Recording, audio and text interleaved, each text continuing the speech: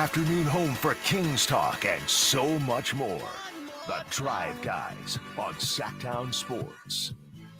How close did the Kings come to actually getting Alex Caruso? This is interesting. It's just reported this afternoon that the Kings weren't the only team apparently offering draft capital to the Bulls for Alex Caruso. League sources indicated the Knicks also were offering draft capital to the Bulls in packages they felt were superior to the one-for-one deal. I think the Kings felt like our 13th pick is better than Josh Giddey. Apparently the Knicks feel the same way. I know you guys disagreed, and most importantly, the Bulls disagreed, and the Bulls like, no, we want Josh Giddey. But the Kings were not the only team that felt they were close to getting Caruso. Do you think they were close? Do you think that almost happened? No, I don't think so. I think when you look at the package that the Kings could offer, and this is something Jay and I talked about yesterday, to me it was clear that the Bulls were interested in young talent. Outside of Keegan Murray, we don't have young tradable talent. We talked about that Friday, right? Yeah. You know what I mean? Mm-hmm. It's it is what it is, and clearly Josh Giddey had more value than the number 13 overall pick. And it's the 13th pick in the weak draft. Mm-hmm. Like, I would imagine if it was 13 next year, it'd have more value. And so I just feel like we're at a position, and this is something, that concerns me, is our Toyota Corolla LE package, the Toyota Corolla LE with 275,000 miles on it. Like, you know what I mean? Is it not as good as we're hoping? Because think about this, fellas. We've heard the reports that Monty tried to get Pascal, tried to get Caruso, tried to get so many players, and we always come up short. Are we valuing our trade assets higher than other teams are evaluating? Like, maybe our Toyota Corolla LE, if it was a brand new one, would be nice, but because it got 275,000 miles on it, other teams aren't interested as much. Mm-hmm. That's what I'm afraid of. The Caruso situation. We thought they wanted a pick or two. Clearly that wasn't, they wanted a young asset, a young piece that had all-star potential. Outside of Keegan, we don't have that. Mm-hmm. And the number 13 overall pick this year may develop into that.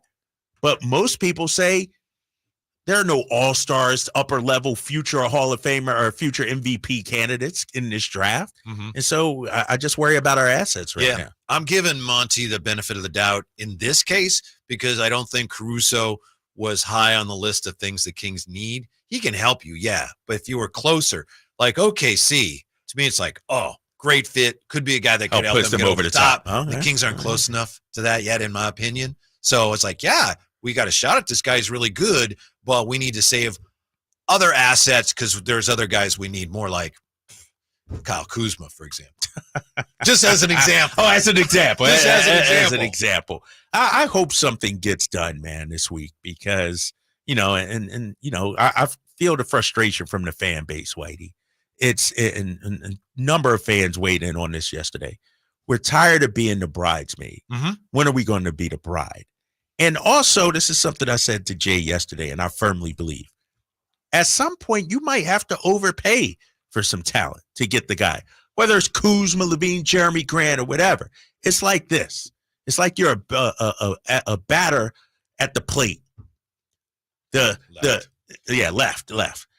The pitcher is throwing you outside pitches all day. Uh-huh. You're just waiting on that fastball down the middle. Eventually, you get frustrated and you're going to swing outside the zone. You got an 0-2 count. You got to get on base somehow. That's where Monte McNair is at right now.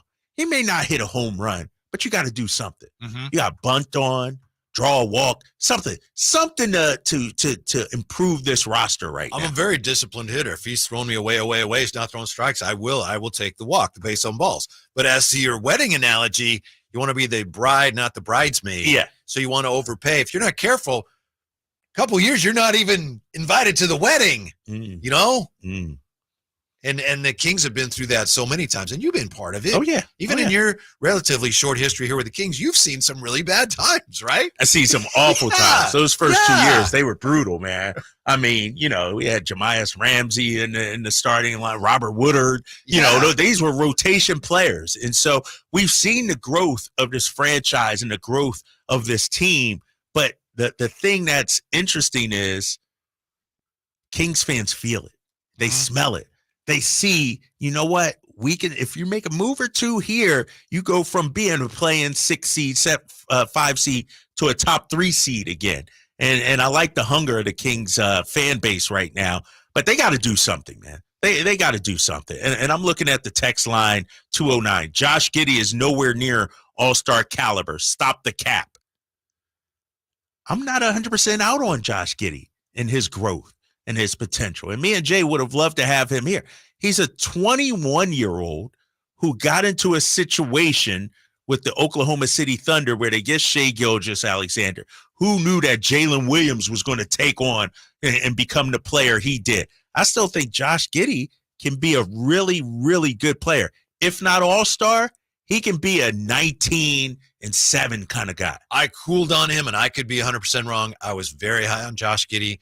Cooled on him dramatically last year, and it was a bad matchup against Dallas. Made him look terrible. Yeah, it's a bad series, but at both ends of the floor, they made him look bad. I think he's better than that. Yes, but his star has fallen. But the Bulls apparently see it like you do. But here's the thing too with Giddey, Whitey, the dude went through hell off the court. I know, and I don't hold that against him. I don't know what happened. That's the thing. But from a psychological standpoint, emotion, it had to be hard to deal with, to go out there and actually still play and deal where you're the enemy in every arena you go to, where, you're worried about, are charges going to be brought against you? Are you going to jail? His life outside of basketball, I'm sure it had to be hell for him.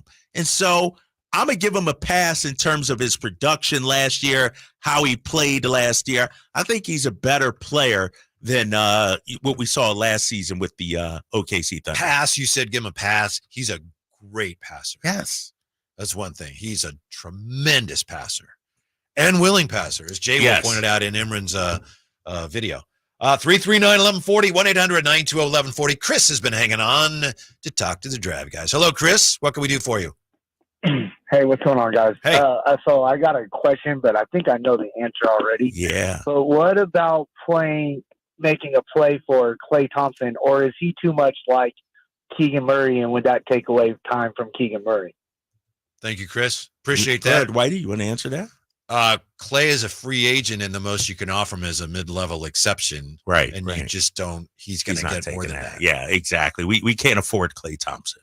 That is what it is. He's looking for $20+ million. The most we can give right now is 12.9, and we got to clear some space to get to the 12.9. Also, once we sign Malik, you know, out from 39 for 3 or something. Something like that, and he's not taking that. And so, I actually, wouldn't mind a Klay Thompson on this team. He would be a reserve player, I think, a guy coming off the bench. But it depends who else they get. Wait. Yes. Now, he's just starting too. He's just starting too. Over Malik? Yes. What? Yeah. Are we talking how Mike Brown would play them, or he's a better player than Malik Monk right now? Well, it's definitely how he'd play him. So all right. You're talking. You're not. If you're playing Kevin Huerter over Malik Monk, and no disrespect to Kevin Huerter, and the fact that Malik Monk, we all seen played better last year than Kevin Huerter, right? Like, we can all agree to that. And he still never came up. He never started unless there was absolute injury depletion. Like, he never started. Klay Thompson would definitely be the starter. All right, you're talking from a Mike Brown perspective. Yeah. Would you start Klay Thompson over Malik? Jay? Right now, yeah. I would. What? Because this is the thing. The dynamic of this is what? It's this. It's the precedent, Drapes. The precedent has been set. People have been clamoring, and I've been one of those guys, and I think you have not been, but people have been clamoring for Malik Monk to start for the last couple years. There was every opportunity for Mike Brown and his staff to start Malik Monk this past year. It didn't happen. So now the precedent has been set is he's going to be our sixth man, unless you just come back with absolutely nobody as a 2 guard. And I don't see the Kings doing that. I think he is your 6th man. Like, you have situated him as being your Bobby Jackson for the next 3 or 4 years. It's just the precedent has been set for me. Clay, we don't know if he can come off the bench. Can Malik? Yeah, he can. Okay. All right. Clay, you'd just be throwing money away because he'd come here and he wouldn't want us. He'd never come here if he was a starter. Man, Clay is a statue right now. Just, he ain't doing nothing off the dribble. He ain't guarding anybody. Sounds familiar. Oh, shoot. I just leave it at that. But that's my thing is, though. It's like he's on fire today. We have to be realistic. How many times have people asked for Malik Monk to start here? And all not just people. All season. So what happened? Why didn't it happen? I think that is our answer, fellas. Like, I think no matter how they brought him back or not, that's just where we're going to be. Malik Monk is our 6th man. 339-1140, 1-800-920-1140 if you want to join the conversation. One key to Kings improvement that nobody is talking about is next year with the Drive Guys on Sactown Sports.